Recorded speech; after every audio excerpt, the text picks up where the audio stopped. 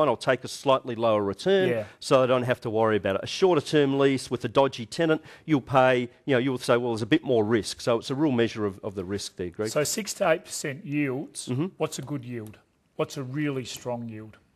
A really strong yield from a sales point of view, if you're selling the property and you got a 6% return, you'd be very happy. As a buyer, you must see good value in the property too, so a 6% return, you'd expect to get some decent growth.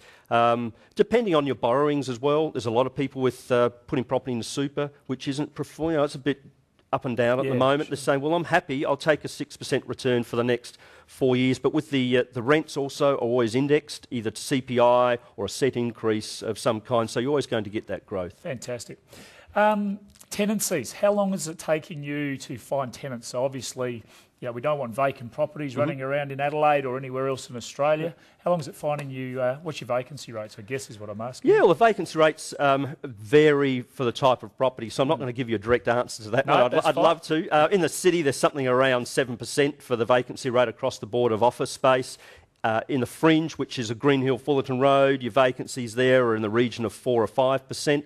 Now that sounds low to me, James. It is. I mean, I remember back in the dim old days in the late 80s, early 90s of 20s and 30%. Absolutely. Do you remember those days? Absolutely remember those. And in those days, if sometimes a tenant would sign a 10-year lease and they could expect to get as many as an equivalent to 3.5 years rent-free. And that would be spread out, and there was all sorts of cash deals done, but the market has changed a lot. I mean, that market has filled up with tenants. And getting right back to your original question, how long does it take to find a tenant? There's a lot of factors involved, but you always try and work on about 3 months. Sometimes it will push out to 6 months. Sometimes it'll be a couple of weeks. It depends on issues of how you priced it, how presentable it is, who's in the market at the time. There is a degree of luck involved in it as well, but that's around that sort of range. It sounds to me, James, that if I was looking to invest either as a leasing or a sale, I should be going to somebody like you and getting some really sound advice. I mean, there's far more to this, isn't there, than simply going out, buying a house, finding a tenant. I don't want to simplify or oversimplify the residential market. No. There's so many other things to think about in the commercial market. Is that fair to... Oh, that is fair to say. Look, and we're all familiar with residential because we all live somewhere, so we know a lot of the issues involved with it.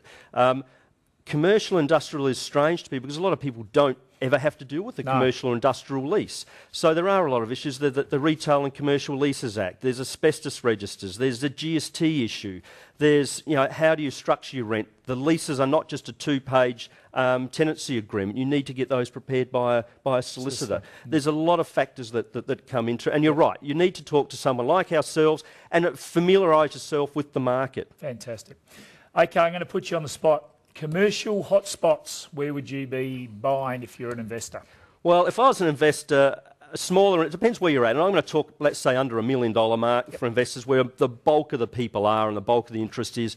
It comes down to a bit of personal preference. I like industrial. I like inner west. I like west because it's close to the city, industrial, straightforward. Not to say that office isn't good. It's great, and so is retail. But a personal preference would be small industrial, western suburbs. Why the industrial? Oh, I just think industrial doesn't have the ups and the downs of the office market. Sure. It's based on something being made, so there's some longevity there, and they're straightforward. A warehouse, as you said before, a shed's a shed. It's got 4 walls and a roof and a small office. It's a lot more straightforward. When you say western suburbs, give me some actual areas. Okay, sure. Keswick, Hindmarsh, Theberton. Even pushing towards the airport, Plympton, those sort of areas, in between the airport and the city, or anywhere close to the city. But typically, our commercial industrial type inner city is on that western side. It's quite interesting you say that. We had Mark Shepherd on, our residential agent in Mile End, who spoke very favourably about what's happening in the western suburbs from a residential market. And doesn't it make sense that, particularly with the resi, that the westerns isn't anywhere near as expensive as some of the eastern? And so, as you just said, so close to the city, for us close to the beach, etc. Some correlations there. What sort of features should I be looking for in a commercial property? Oh, good. Again, another good question. Yeah, you'd even think that I made these up, wouldn't you? Look, you've got the strength of the building, or the quality of the building is important. and it will vary. Like again, I've had a bit of industrial focus here, so let's talk about industrial. Sure. Roller door access, the internal clearance, which is the floor to the height of the ceiling. The quality of the offices are there. Access, access to airports, access to main roads, their main arterial roads. Width of the streets, like getting a truck into a property, is important. Some people don't look at these things. It's looking at what other properties are around the area as well. What are the industries that might feed off of this one? Where are your likely tenants going to come from? So the features of the property relate to all those. Solid concrete, we all like that. Tilt slab construction. Now, even the old Besser brick is still it's a good one to get involved in. Power supply, there's just the list could go on. It does go on and on. It really does. So. Are you finding many people come to you, James, and say, this is about where I want to be, locale, you find me some land, this is specifically what I want the property to look like, and then you've got to go and find a builder and put the whole deal together? We do a bit of that, probably more in the outer areas of the city, because there's not a real lot of land left in the in close to town. But areas like Edinburgh Park, Seaford Industrial Estate, those sort of areas we're involved in marketing out there. And people will come along. Okay, I need 2,000 square metres. Find me a builder. I'm prepared to sign a 10-year lease or whatever it might be, and then we put that transaction together to help everyone out. James. Fascinating. Whole new world out there, my man. It is. Sounds to me as though it's something you've got a lot of passion about. Mm-hmm. One, you're very knowledgeable about it.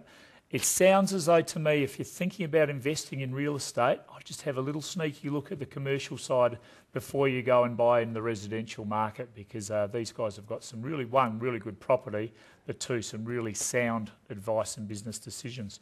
So James Juers, the Director of Corporate Advisory for Brock Commercial, thank you very much for joining us. I really enjoyed that. Thanks, Greg. Terrific. Thanks for having us on. Ladies and gentlemen, after the break, we're back with Will Chapman, who's going to tie in with what James has been speaking about and talk about commercial from a finance point of view. James, that was excellent, mate. Really enjoyed it. If people want to get in touch with you, how do they? Greg, the best thing is to phone the office on 8203-1200. Feel free to give me an email at jjuers@brockcommercial.com.au. Fantastic. Thank you very much for joining us. And if you feel like giving James a call, please do.